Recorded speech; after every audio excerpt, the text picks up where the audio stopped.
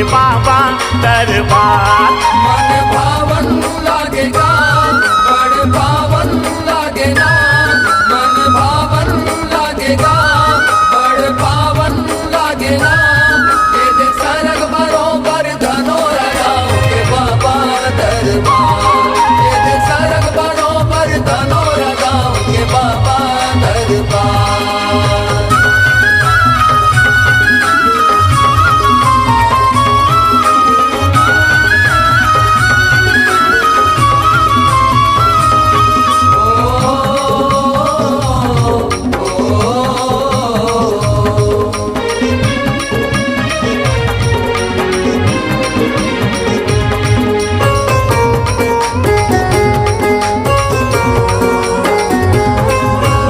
यहाँ विराजे है आदि शक्ति माता चंडी भवानी। माता चंडी भवानी संग में है गोचराइन दाई, महिमा जाए ना बखानी। महिमा जाए ना बखानी।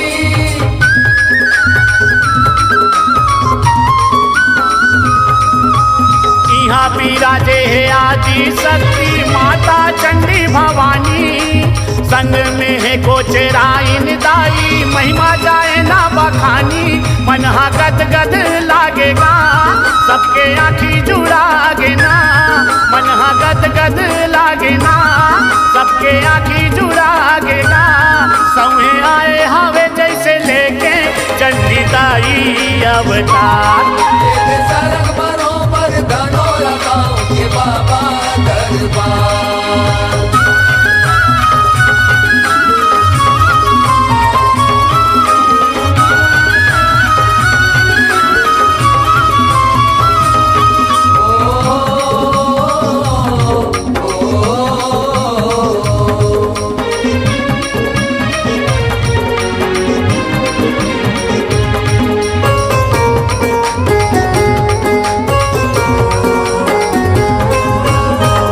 भुजायौ पांच मुड़ी के पंचमुखी हनुमान है। पंचमुखी हनुमान है। श्रद्धा सबूरी के दाता बैठे साईनाथ भगवान है। साईनाथ भगवान है।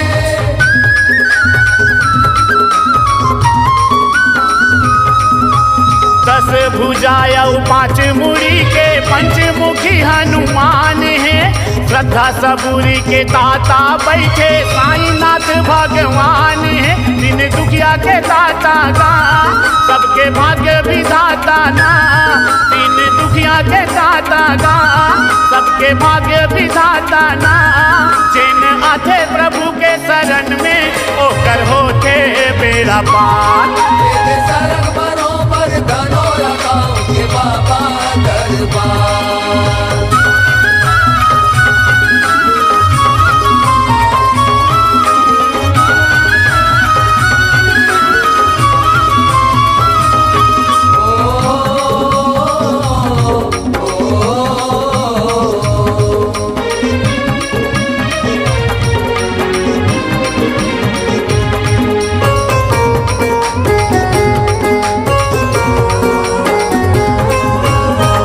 धन है धनोरा गाँव के, जेकर माटी हावे चंदन। जेकर माटी हावे चंदन। जी हाँ बैठे हावे लक्ष्मण बाबा, तन मन करके अर्पण। तन मन करके अर्पण।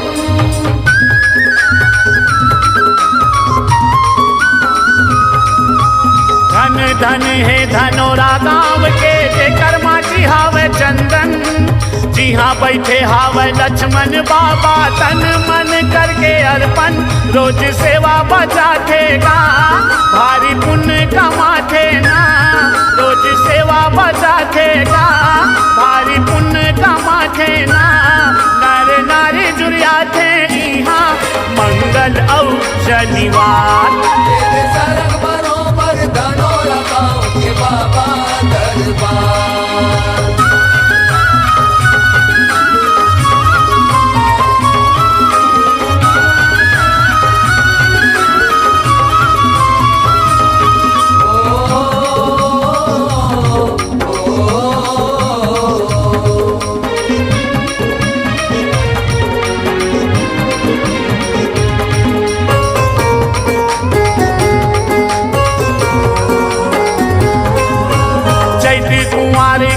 दोनों परब माँ जो जवारा बोआ थे, जो जवारा बोआ थे, जगमग जगमग माता के भुवना चारों फुट जगमगा थे, चारों फुट जगमगा थे।